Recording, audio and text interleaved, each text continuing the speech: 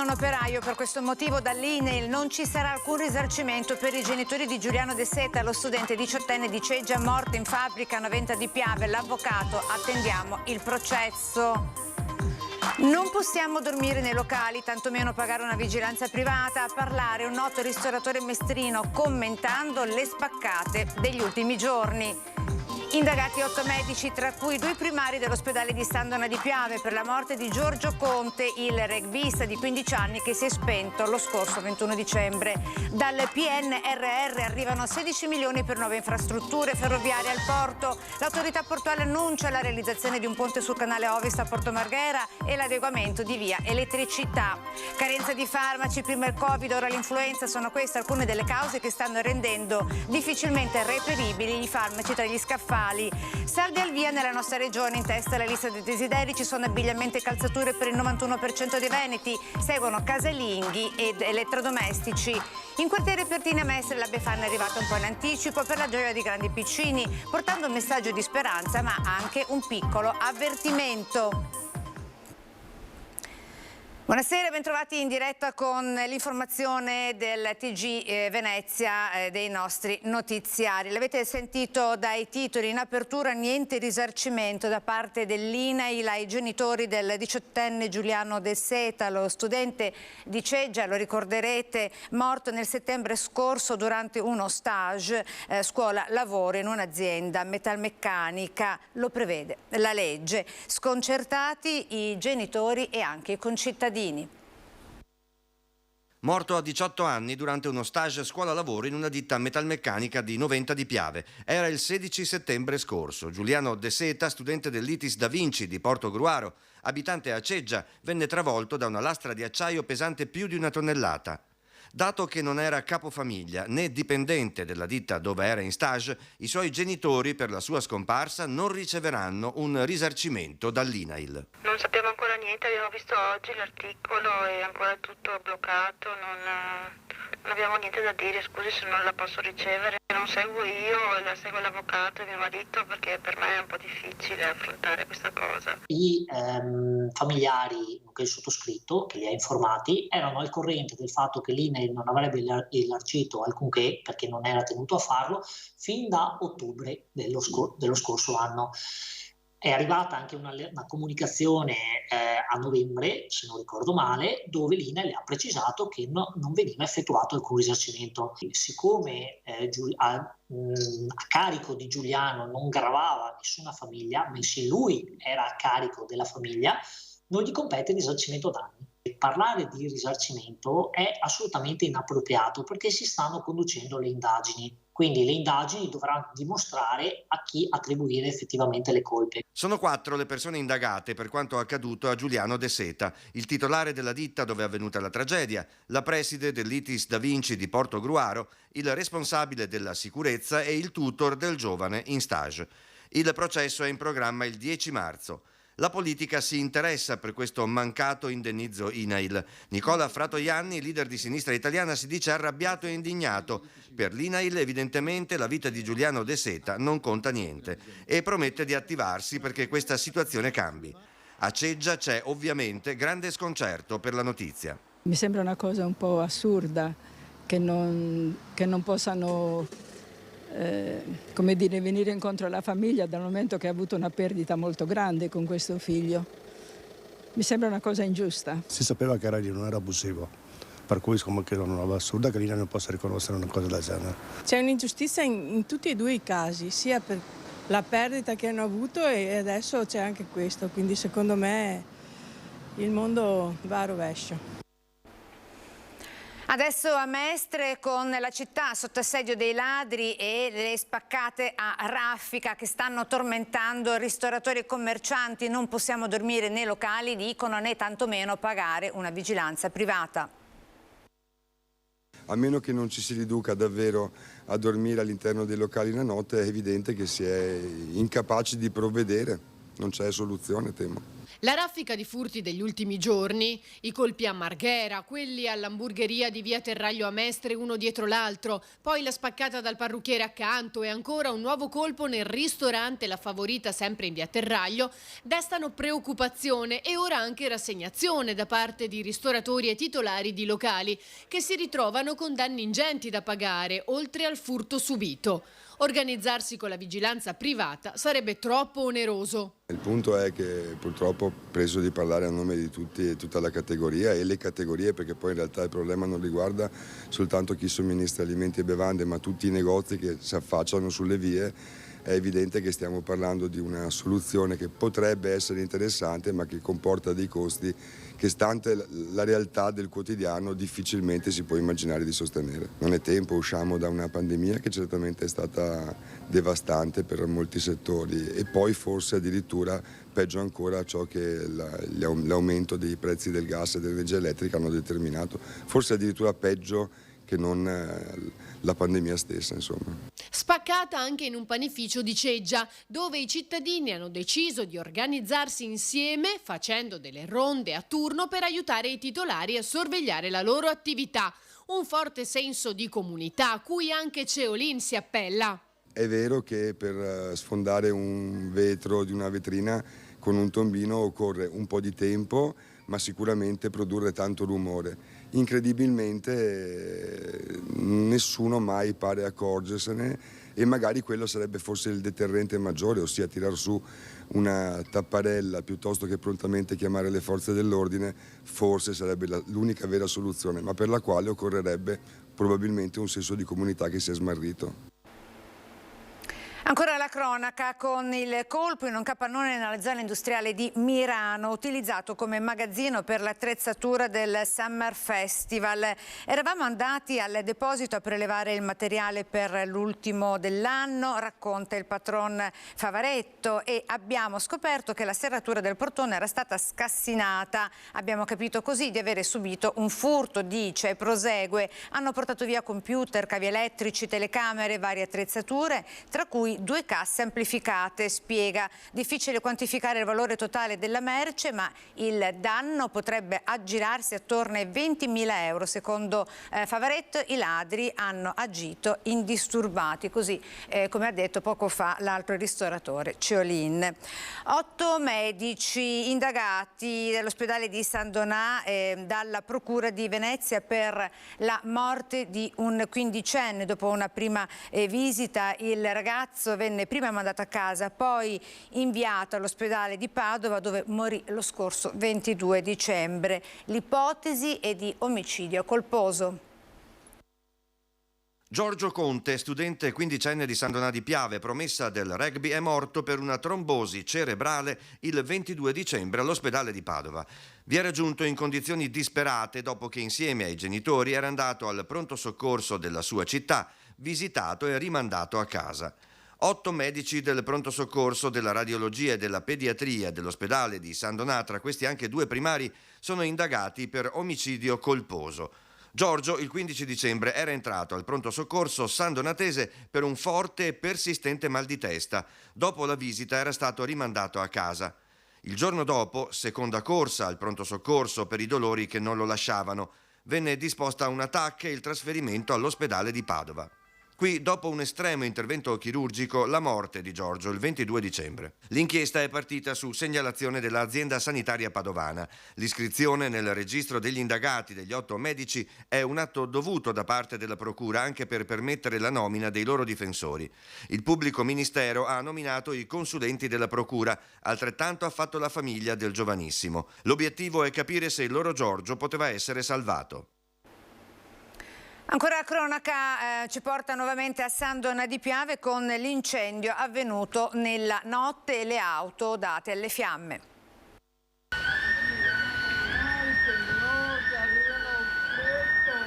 Le fiamme sono divampate nella notte in via Giovanni Pascoli, a San Donà. L'incendio, scoppiato poco prima dell'1, sembra partito da un'auto per poi estendersi ad altri 2 veicoli. Immediatamente è stato dato l'allarme. Il calore del fuoco hanno provocato un'esplosione in pezzi. È andata alla vetrina di un negozio e danneggiato la pensilina all'ingresso di un condominio. Sul posto sono arrivati in pochi minuti i vigili del fuoco di San Donà di Piave con un'autopompa e un'autobotte. 7 i vigili del fuoco che hanno lavorato per ore per avere ragione delle fiamme. Nessuna persona è rimasta ferita. Danni ingenti alle 2 auto, al furgone e al negozio. Le cause dell'incendio sono al vaglio dei tecnici dei vigili del fuoco e dei carabinieri che hanno messo i veicoli sotto sequestro. Adesso al porto di Venezia con i fondi provenienti dal PNRR che dovrebbero garantire la realizzazione di 2 nuove infrastrutture al porto commerciale, appunto come detto, di Venezia, cioè l'adeguamento di via Elettricità, Porto Marghera e la costruzione di un ponte ferroviario sul canale Ovest. L'autorità portuale ha annunciato che i progetti si sono collocati al secondo e al quarto posto nella graduatoria del bando emanato dal Ministero dell'Agricoltura. Si tratta infatti di opere che avranno un impatto significativo sul traffico di merci del comparto agroalimentare. Per lo stanziamento effettivo, cioè 16 milioni di euro in totale, dovrebbe essere solo questione di tempo. Entro 120 giorni il Ministero e Invitalia seguiranno l'istruttoria per valutare la sostenibilità finanziaria e la cantierabilità. E adesso il Covid prima, quindi l'influenza ora, sono queste le cause, però solo alcune tra le tante, che stanno rendendo difficilmente reperibili molti farmaci tra gli scaffali delle farmacie. Sicuramente l'ondata Covid di questi 2 anni ha creato dei problemi di mancanza di sostanze e oltretutto mancano anche a volte proprio i contenitori, le scatole, tutte queste cose qua. E sì, mancano dei farmaci anche molto di uso comune. Anche a Padova e in Veneto si fa fatica a reperire alcuni farmaci. A certificarlo Federfarma, l'associazione di categoria dei farmacisti. Mancano antipiretici che contengono paracetamolo o ibuprofene, mancano farmaci usati per l'aerosol e mancano anche gli sciroppi per i bambini. Nelle farmacie si cerca di aiutare i pazienti suggerendo alternative. Cercano di adattarsi e poi noi chiamiamo il medico, magari per prodotti tipo il cortisone, tipo il Clenil, allora chiamiamo il medico, lo informiamo e magari cerca il medico di sostituire con un'altra cosa. Però in effetti stanno mancando parecchi farmaci, anche farmaci, ripeto, più banali. Una soluzione di breve periodo non c'è, ci confermano. Si stanno però cercando di pianificare gli acquisti futuri. Noi speriamo con l'anno nuovo, abbiamo fatto già ordini programmati per vedere che possa arrivare il prodotto. È una situazione abbastanza assurda perché l'anno 2020 abbiamo restituito scaduti sciroppi che adesso non arrivano, per cui proprio è una situazione veramente assurda. La situazione al momento è peggiore anche rispetto al periodo dei lockdown e proprio da quei momenti parte la scarsità di principi attivi che le aziende riscontrano oggi. Certi prodotti vengono prodotti in India piuttosto che in Cina, per cui di conseguenza le sostanze, principi attivi, di conseguenza c'è proprio stata con il lockdown c'è stata veramente una difficoltà enorme per portarli in Italia. Ed oggi 5 gennaio sono iniziati i saldi in tutta la nostra regione, dureranno fino al prossimo 28 febbraio. Vediamo i mestrini come si orienteranno nell'acquisto in saldo. Primo giorno di saldi in Veneto. Che cosa faranno i mestrini? Compreranno, guarderanno e basta? Oppure decideranno di fare pochi acquisti e soprattutto quali saranno i loro acquisti? Abbigliamento, calzature? Andiamo subito a scoprirlo. Su che cosa ha intenzione di puntare? Su qualche pantalone e qualche paio di scarpe. Quindi abbigliamento? Sì, esatto. Si aspetta di trovare convenienza? Speriamo. Un paio di scarpe per la mia ragazza. Ha trovato... quindi un regalo, neanche una cosa per lei? Un regalo, sì, si pensa sempre agli altri in questo periodo. Un regalo per la Befana? Sì, che è la mia Befana, la mia ragazza.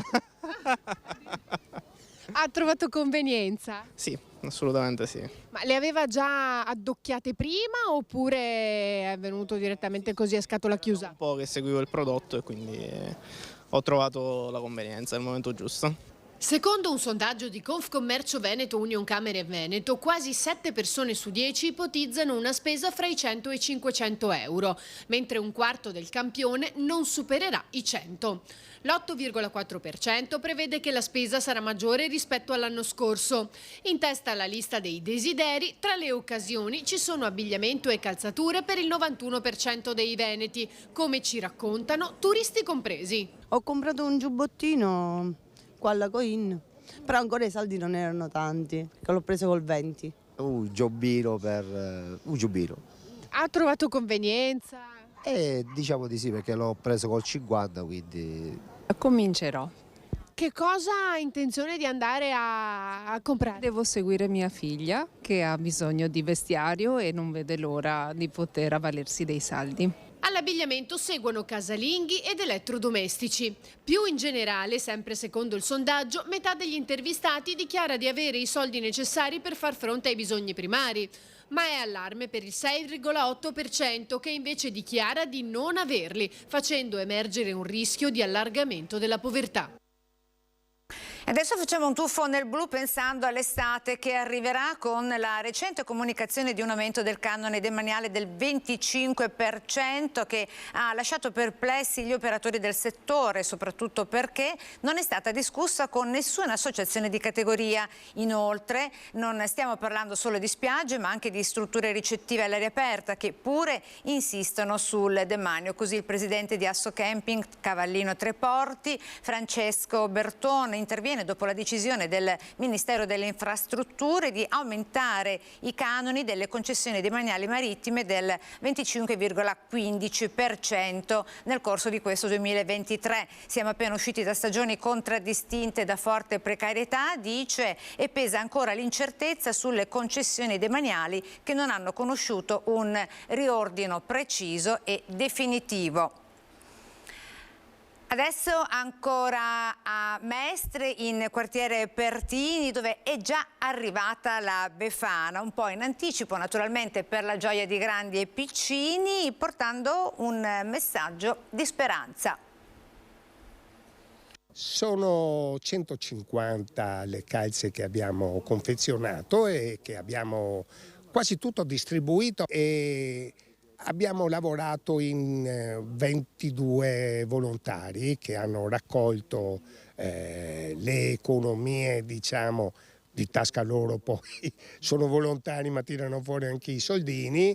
Ci ha aiutato un po' il supermercato che abbiamo nel quartiere. In quartiere Pertini a Mestre la Befana è arrivata un po' in anticipo per la gioia di grandi e piccini. Veniamo incontro ai bisogni reali che ha la gente che in questo periodo non ha soldi, e quindi così portiamo un saluto, un augurio e contemporaneamente un sorriso ai bambini e anche ai nostri anziani che ne hanno bisogno. Dopo i festeggiamenti natalizi non potevano mancare le calze piene di dolcezze e piccoli doni, ma quest'anno ce n'è una davvero gigante con un messaggio altrettanto grande. Quella calza è proprio per i cattivi, perché non vogliamo che nel quartiere si insediano dei cattivi, e allora abbiamo messo a monito una grande calza di 5 metri per dire: state lontani da questo quartiere.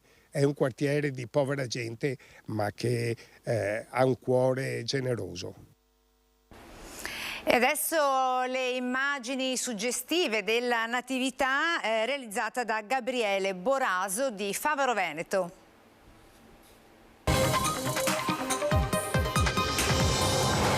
Jingle bell, jingle bell, jingle bell rock. Jingle bells swing and jingle bells ring. Snowing and blowing up bushels of fun. Now the jingle hop has begun. Jingle bell, jingle bell, jingle bell rock. Jingle bells chime and jingle bell time. Dancing and prancing in Jingle Bell Square. In the frosty air. È tutto per questa edizione veneziana dei nostri telegiornali. Ci salutiamo con le previsioni del tempo di Antenna 3. Tra poco la prossima edizione con l'informazione del TG Treviso. È tutto, arrivederci.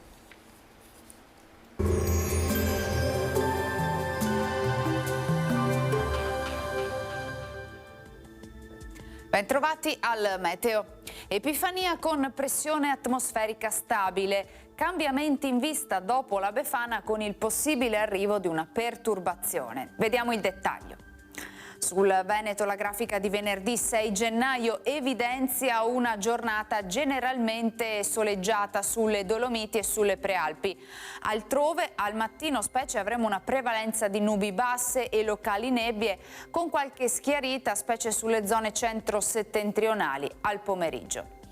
Temperature invariate, minime tra lo 0 e i 7 gradi, massime invece tra i 7 e i 9 gradi all'incirca. Spostiamoci ora sul Friuli Venezia Giulia. Foschie e nebbie di mattina, più sole come vediamo nel pomeriggio, dalla sera nuvolosità un po' più consistente. Temperature minime tra 5 e 7 gradi, massime sugli 8-9 gradi. Infine diamo uno sguardo al Trentino Alto Adige, dove sarà decisamente soleggiato con cielo sereno o al massimo poco nuvoloso. Temperature minime intorno ai 3 gradi, massime sui 12-14 all'incirca. Dal meteo è tutto, arrivederci al prossimo aggiornamento.